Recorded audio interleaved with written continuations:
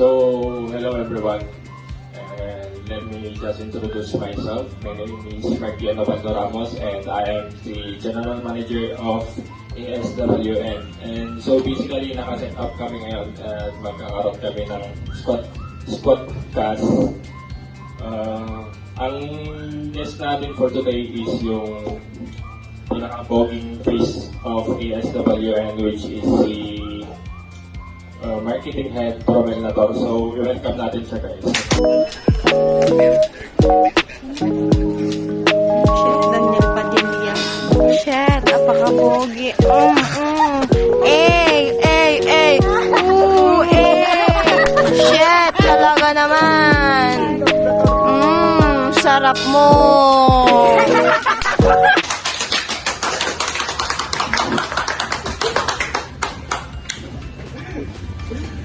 So, this podcast lang naman is yung content lang namin for today is yung mga bars lang. Ibabaragin ko lang siya. May mga konting katanungan lang yun.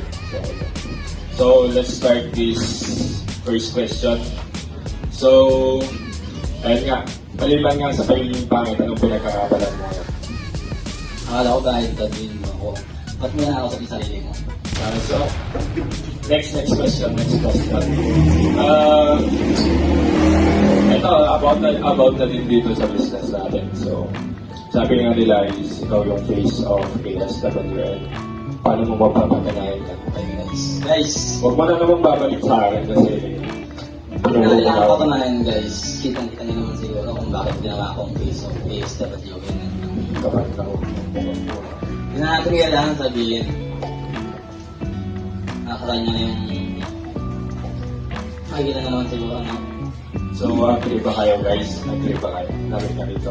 Agree ba kayo na face of ASWN? Lapit ka ba? Edit nga natin yun, ikat natin.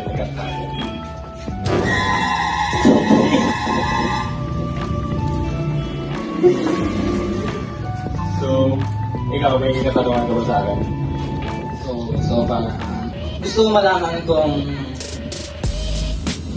sino nga ba talaga. Sino nga ba si Ian at ano yung pinagkakabalaan niya tungkol sa ASWN. So, ngayon kasi, nag-start ako dun sa web, which is, ako bilang isang bookkeeper or auditor sa isang accounting firm. And then yun, sasabay naman namin yung alam mo sa business and then go sa work. And then, yun, sacrifice na ikaw, ano pinagkakabalan mo ngayon? Maliban sa ASWN. So, busy po ako ngayon kung Ilocano ako mo ito, nagalas mo. So, yan. Wala ako talagang Ilocano. So, naghanap ako ng solution ngayon kung sino po makakatulong sa akin kung paano ba maging pangit. Kasi hirap na ako sa pang-araw-araw kong tuwing lalabas ako.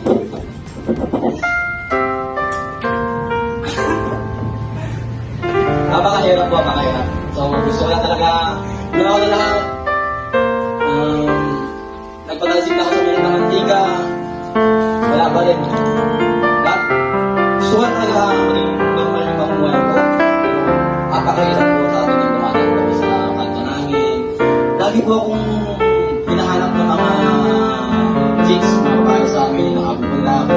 Sa harap po ng bahay namin, napakarami po nung nakatambay doon. Inaantay lang akong lumabas.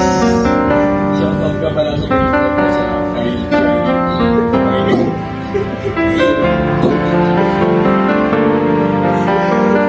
So, tapos question ko. Maliban sa balbas mo, bakit ang kapal ng mukha mo? Di ba pwede yan? Guys, walang mukhang manipis. Alam mo lang, pag manipis na yung mukha mo, transparent na yung mami. Yung sa akin, makapal mga 6 inch yung butis pa lang. So, yung kulay mo nga ba is paputi ka ba dati or libag ka? Good. Actually, I'm America, Nico. Yan. Yan. Racist. Sumagdaro Nico na nandito na ba ako sa Pilipinas ngayon and hindi pa ako spy. So, ako is spy. Hindi natin masasabi pero Ako is spy. siguro Itong ipadala ka namin dun sa West Philippines. Ipadala ka namin sa Scarborough Show. West Philippine Sea. Oo. Ang dami-daming mga agaw ng mga lupa dyan, kahit hindi naman sa kanila, ba't hindi na lang yun yung padala mo? Ayos to ah. Kaya na, guess ka lang dito, nagbabars ka. Ay, guess pa ako? Alam mo ako yung costume na yun. Nakakaban naman ang mukha mo Dito mo, kita naman. Suot pa lang. Yummy.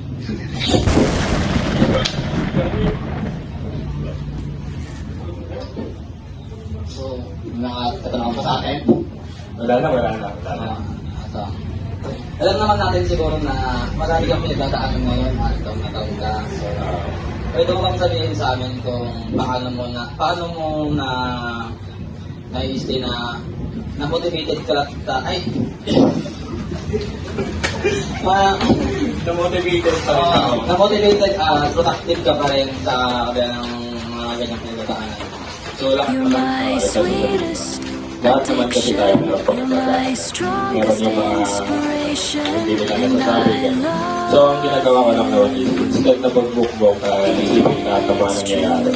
Maging productive ka na. And then, hindi naman yung makakatulong sa'yo para makapursue mo yung gusto mo sa buhay. So, yun lang naman.